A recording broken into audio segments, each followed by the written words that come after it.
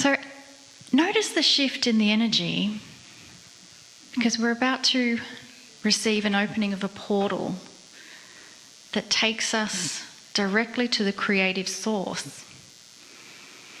And that's something, it's already innately within you. It's just like a garden that you cultivate that access and connection within you. It's your innate ability. It's something you have. You don't even have to try. You just have to be. And it's in that silence that you can fully explore that deep connection that you have with yourself, your true self. Greetings, dear ones. I'm Kryon of Magnetic Service. The messages that are delivered are almost entirely for those in the room. For the issues that go on for those old souls who are here. And the messages vary. Some of them are themed. Sometimes they're parables, and sometimes academic information is given about things and the way they unfolded and what happened and what's next.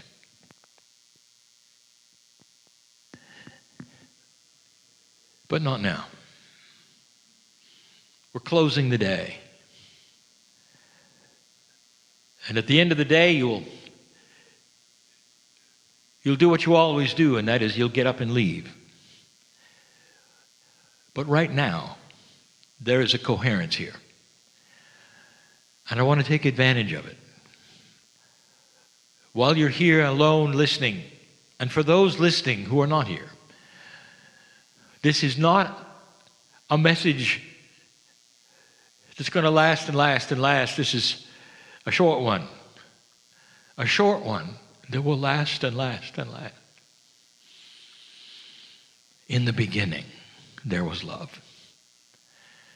And we have started the channel like that before. I want to update you. More than a decade ago, I presented the 4 attributes of love to my partner, who wrote it down, published into a novel. The 4 attributes of love were given to the hero of the novel by an angel. And he listed them. Has love changed since then? And you might say, no, love is the same forever. I'm going to give you some information. You may disagree. It has changed because you've changed. And now these attributes can be updated. Some of them are the same, but even those in the sameness can be updated. Because suddenly you are an energy that is going to feature it, not just listen to it. Over 2,000 years ago, dear ones, the master of love showed it to you, presented it to you, tried his best to bring it to this planet in a way that you all could use it every single day. And everywhere he walked, you could say the flowers grew differently and the people went with him because of love. Way ahead of his time. And yet the earth changed significantly even after he left, because of the message that he had, which was so pure and so divine. Even this day, you recognize it. Love. I want to give you the attributes today. Again. And they're a little different than before.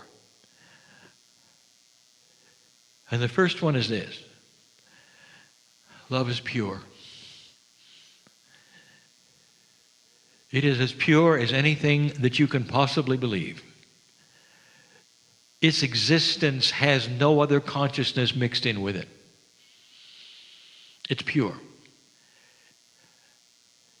It's so pure that Humans don't even understand that purity. The closest thing to it, and we've said it before, is in the mother's eyes the first time you see your infant. The first time the infant is lifted up or put upon your chest. And that energy that you have for that little one is so pure for the human being. There's excitement, there's celebration, there's tears and laughter and weeping, and it couldn't be pure. Now I want you to amplify that 10 times. That's the purity of the love of God. And where is that exemplified? That purity is directed to you. It's pure. It comes without any baggage. It's not a love that says, I love you unconditionally, except for one condition. You got to do this, you got to do that, you got to go here, you got to. Oh, and by the way, if you don't, there'll be punishment, of course. That's not the pure love of God. That's humanism put upon things. No. If there is God inside of you, and that is the plan, which most of the religions on this planet profess, if God is inside of you, there is a purity that got you here, that says you are magnificent, born into this place with that purity. Love is pure. And that's how you started. And as much as she could, Mom saw that. Dad saw that. And together, when they would look at you in those first weeks, there was so much excitement. That's the purity that they could give to you. But inside, you knew at some level as you grew up, the Creator who made you gave you something special. The ability to love back in the same way. The purity of love. Probably the most astonishing energy on the planet. That's from the Creator, dear ones. And regardless of who you think you are or what's going on in your life or what you've been told, you were born in that condition. The free choice of humanity took the consciousness where it is and where it went. But when you got here, there was only pure love for the innocence of the child. That's number one. Love is quiet. Quiet and patient. And we've said that before. The purity of real love is quiet. The master of love did not enter a room and say, listen up. I've got love. And you don't. So why don't you gather around and listen to me? That's not what happened. And you know that's not what happened. You know that. If the master of love entered the back door right now and be quiet, we wouldn't know it. You wouldn't know it. Until he walked down the aisle and opened his mouth. And then there would be a hush. And in that hush you would hear the core truths of the creative source, of the love of God, of how to manipulate physics, of how much you are adored, and how much you are loved. And everyone would recognize love in its purest form. Love is that way. If love entered the room, even disembodied love, if love itself entered the room, here's what it would do. Nothing. Until you saw it and you would say, you're here. What do you have today? And then love would be quiet and say, take my hand. I want to show you something. And in all quietness and beauty, love would take you outside and show you a flower. And love would say, look at the flower. for it's you. All of creation and the complexity of you and the flower is one thing. It represents love. The flower has in common with you what you have with it. Same creator. Same complexity, really. Love would take you over to the tree and say, did you realize you're one with the tree? But there's more. Hug the tree. And love would say, can you feel it? Hug you back. Did you know that the tree knows you're there? Chemically, the tree knows you're there. You're breathing on it. And the tree really likes that because it uses your breath for life. And it then responds by giving back the oxygen. It's one with you. You're one with it. And the example and the metaphor is this, that every single living thing on the planet, and even the things you don't think are alive, are one with you. And in the quietness, you can feel this, and you can know this. And there are humans who have discovered that they can go into the field and sit down and never say a word and listen to the silence of the most beautiful music there is. The oneness with all things is legendary. And it's the first intuitive thought of some of the spiritual systems that you study. That's what love is. Love is the glue that puts it all together, that shows you the magnificence, that says you don't have to say a word and just be loved. That was number 2. Number 3 goes without saying. Love never puffs itself up. Love is never proud of itself. It's not part of love. It's not part of the consciousness of love. When you go from place to place and you love, you're silent. You're patient. And you understand that there's no amount of verbiage or explanation or puffing up that would be greater than the love that you carry. You can walk around a room and see that there's the Creator in every other human in the room. Regardless of what they're saying to you or whether they're angry with you or happy with you, it doesn't matter. The Creator's inside. They've got it too. The vehicle may be yelling at you. That's their consciousness. That's their issue. But the love of God is beautiful in them, just like it is in you.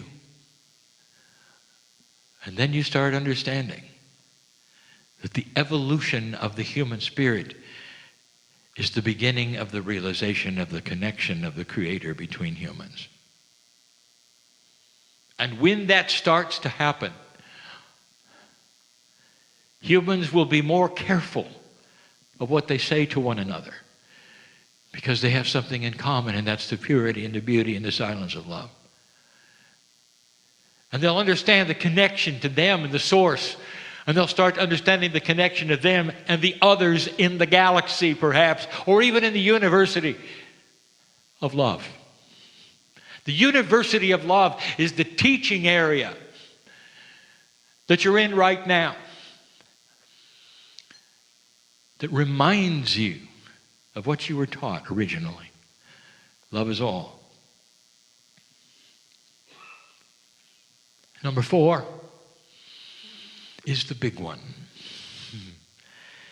Filled with the new energy on this planet, love in this energy for the first time is infectious.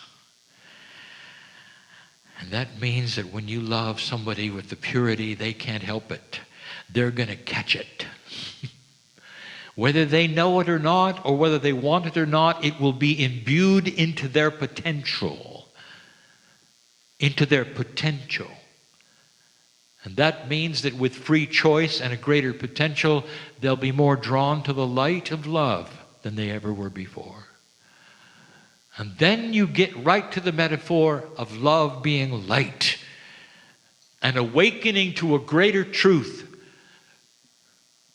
It says when you start to turn on lights in the darkness goes away. And that other human beings are attracted to the light because it lets them see better. With free choice. Not with a doctrine forced upon them. Not by handing them a book. But because they can see better. You see better. And they start feeling it. And they don't know what they're feeling, but they like it. And they say to you, I don't know what it is. But I'm enjoying life better. I'm not feeling like a victim anymore. There's something going on here in my life, they'll say. I feel there's hope, there's light at the end of the tunnel. I thought my disease was going to kill me. And now I know better. Because I can control it through love. That's what's going on the planet. If I told you something eye-rolling, would you keep it to yourself? That's a joke. The Pleiadians went through this. Everything you're going through, all of the systems that you're discovering. And through the ages and through the discovery and through the evolvement of their 23 pairs of DNA. It didn't take that many thousands of years before disease was gone. And then they realized something. Disease itself has a vibration. And that vibration is low. And that disease will attach itself to any other low vibration easily. And when their consciousness started to vibrate higher and their DNA started to work better and the sacredness of who they were started to occur to them, when they had peace on their earth and moved into that which we call the graduate ascension status, there was no disease that could ever attach to them. It was blind to them. It was the beginning of realization of not just longer life, but extended life. Their DNA is yours. And they discovered with a higher consciousness that they could live generation after generation with no aging at all. Right now, we give you the invitation to begin it. Right now, we've told you to start talking to that innate in your body and instructing it with love what it's supposed to do. Not what the media tells you is supposed to happen at a certain year of life. That you start turning around the clock. And those around you will see that not only do you have love expressed in your countenance of compassion and how you act and what you do, but in the fact that you're not aging much. And they are. It'll show. And that alone will be attractive to so many who will say, I don't know what you're doing, but give me some. And yet again, you can sit them down and say, look in their eyes, say, did you know you're born magnificent? And it gets better from there if you want. And it gets their attention. And then you start telling them what you feel and how you feel and what you've done and how you're in control of so many things in your life and not a victim of this earth. That's love. That's love. That's where it'll take it. That's where it'll take you. It'll sit upon the evolution of the planet as a catalyst, a glue that begins to show itself in so many ways. Darkness will never be able to exist in that purity. And the ugliest things on this earth will come crawling out of the dark.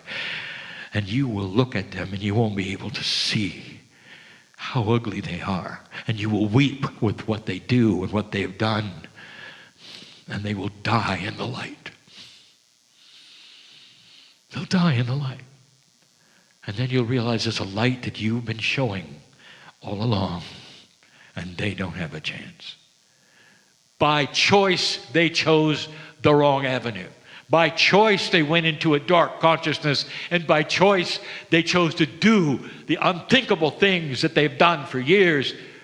And their time is up. And you'll see it. You'll see it. And when you do, I want you to remember this channel and this time.